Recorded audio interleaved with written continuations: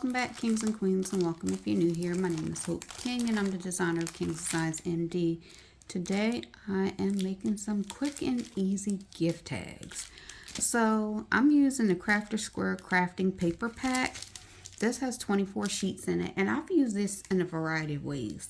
I was able to use some of these paper packs to make pens, and I'm trying to find a pen so I can show you guys. So if you see, oh, that's vinyl. If you see the one with the green dots in it, that's actually the green dot paper.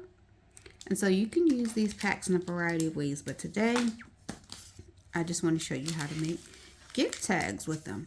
So gift tags you can make so simple and easy. You can cut them by hand. You can, you can run it on your Cricut if you have a Cricut. Not everybody wants to have a Cricut. Not everybody wants to deal with having a Cricut. So just another option. You can always cut this. Just fold it in half and cut it and make your own gift tags. But today I am using my 2-inch hole punch. And I got this, I believe I got this from Hobby Lobby a few years ago. So you can use it for so many things, but this is what I'm using it for today. Just to make some gift tags. So essentially I just put it in, I line up the holes, and I'm dumping it. I'm going to put it back in and just match it up to where it was. And there's a slot on the bottom. I just want to make sure it gets to the bottom and dump it. What I like about this hole punch is that it's clear, so I don't want to cut where I've previously cut. I'm just cutting here, shaking it down, and I usually just let it slide out. I could get about 5.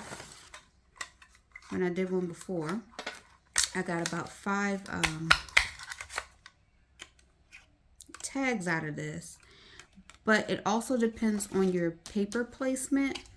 So just be mindful of that. However you put your paper on there is however many you may actually get out of this cardstock. So if I can get it in there just good enough, I can get my 5th hole punched and empty it out. So it comes in, these come in a variety of colors. So you can pick whatever color you want to use. And I broke my nail this week, guys. So you can pick whatever color you want to use. This brown is kind of cute.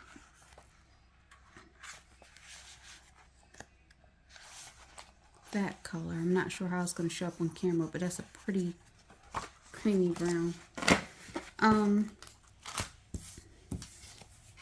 But once you get all your holes punched, I also have another tool that probably came from Hobby Lobby or Michaels.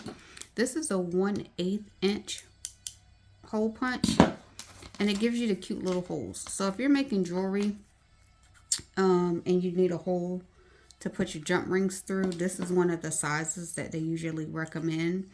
Or if you're doing paper crafts, sometimes you just need a small hole punch. You can line all these up and cut them at one time. So I did 5 at one time. Super easy to do. The next thing I'm going to do, you do not have to do this. You can use string. But this is what I do because I am a multi-passionate crafter. So I have a lot of stuff that some people may not have. But elastic string. A lot of times we see this in the stores and we're not even really paying attention to what it is. But I have found this in black and in white. Right now, I don't know what I have done with the white one. So this is the one I have available. So if you are a seamstress or a sewist or whatever you want to call yourself, this may be familiar to you from shearing or smocking a shirt, or I guess pants, if you do that as well. But basically, you're just going to run this elastic through and put it through the cord. And I'm not going to waste your time if I can help it. I want to find the beginning. Oh, there it is. I wanted to find the beginning of the string. So there it is. I'm going to clip it just so I can get a fresh, clean edge. And this may be hard to see for some people, so I apologize if it's difficult to see. Let me see what I can do for you. Maybe that's better. There you go. So, just running it through. Pulling it through. You don't have to have it super long, but depending on how big your gift is, you want it big enough to wrap around, I guess, the neck of your gift, if you want to refer to it like that. So essentially it's going to sit in the same space as your bow.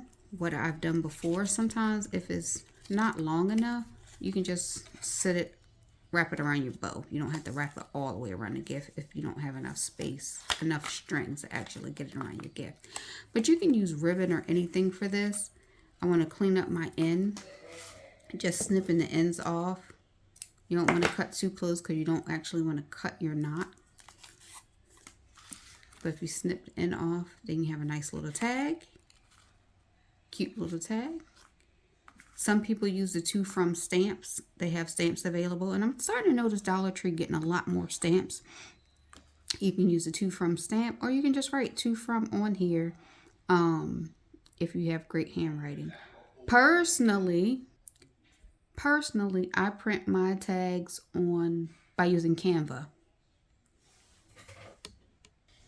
So here's some of the ones I made during Easter time. Just price tags. And these are ones that I've done in Canva, but I use the same method. I print these on 65-pound cardstock. Then what I do is I use the same hole punch that you see here, because sometimes using that Cricut is just too much for me. And then I punch it with the small hole punch that you see here. So it's just a different way to make it. If you don't have all this, or you can't do all this, I wanted to show you this way, just because I don't want people to think that just because they don't have certain printers or equipment that you can't do great things. You can. You just have to do it a little different way. And what most of us have done is just level up. When you get more money or get more resources, you level up. So this is a great way to start with the Dollar Tree cardstock. You can personally write your price numbers on the back, or To From if you're doing it for a personal gift. Or if you have a printer, you're able to print on Canva. You can cut it with your Cricut, because you can send Canva designs to your Cricut. Or you can simply get a hole punch and do it by hand. So I hope this helps somebody.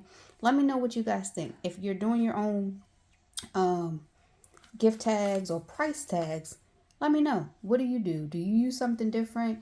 Is there a method that you use that you find better? Do you cut by hand? Because you can do that too and save a whole lot of cardstock. So just let me know what you guys using. I hope this helps somebody. You guys have a great day.